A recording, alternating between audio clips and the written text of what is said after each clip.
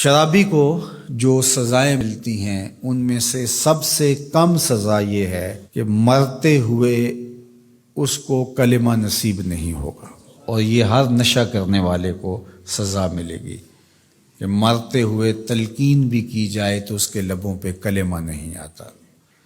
اللہ تعالیٰ جل شانہ ہمیں ہر طرح کے نشے سے محفوظ کر کے حضور کی محبت کا نشہ نصیب فرمایا۔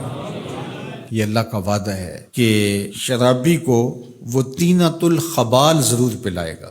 عرض کی گئی وما طینۃ الخبال، حضور طینۃ الخبال کیا ہے؟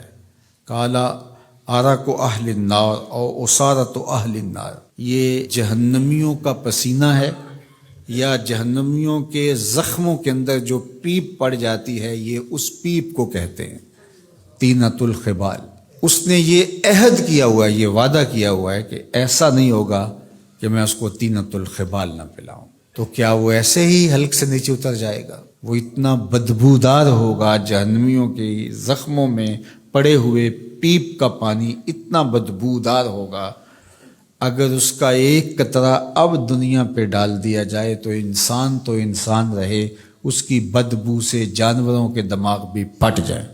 اور گرم اتنا ہوگا، اس کا ایک قطرہ پہاڑ پہ ڈال دیا جائے تو پہاڑ پگھل جائے، وہ پلایا جائے گا، وہ گندا غلیظ بدبودار اور جھلسا دینے والا پانی۔ ہمارے یہاں ایک اسسٹنٹ کمشنر تھے، تو ایک دفعہ انہوں نے کوئی شراب کی چلتی ہوئی بھٹیاں پکڑ لیں، اور وہ دوسرے مذہب سے تعلق رکھتے تھے، مسلمان نہیں تھے۔ تو وہ شراب کشید کرنے کے بعد، بنانے کے بعد اس کے اندر پیشاب بھی کر دیتے تھے کہ یہ مسلمان پئیں گے، تو وہ نفرت کا اظہار کرتے تھے۔ تو وہ بڑے غصے میں تھے، تو بتانے لگے کہ ان کو میں چھوڑوں گا نہیں۔ میں ہوا کیا؟ کہتے ہیں کہ یہ تو شراب بناتے ہیں پھر اس میں پیشاب کرتے ہیں، تو یہ پیشاب پلا رہے ہیں۔ تو میں نے کہا صاحب شاید آپ کو پتہ نہیں، پیشاب اتنا پلید نہیں جتنی شراب پلید ہے۔ شراب اس سے بھی پلید ہے، ناپاک ہے۔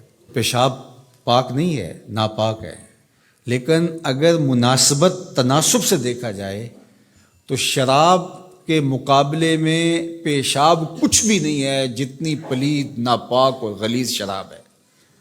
اللہ اکبر۔ تو اللہ تعالیٰ جل شانہ کا عہد ہے کہ شرابی کو طینۃ الخبال پلائے گا، اور وہ پیشاب کیا؟ جہنمیوں کے زخموں میں جو پیپ پڑی ہوگی اس کے بھر بھر کے کٹورے اس کو پلائے جائیں گے کہ دنیا پہ پیتا تھا، اب اس کو چکھ۔ شیطان تمہیں فقر اور بے حیائی کا حکم دیتا ہے، یعدکم مغفرۃ منہ وفضلا، اللہ مغفرت اور فضل و احسان کا تمہیں حکم دیتا ہے، اور اللہ وسعت والا، علم والا ہے۔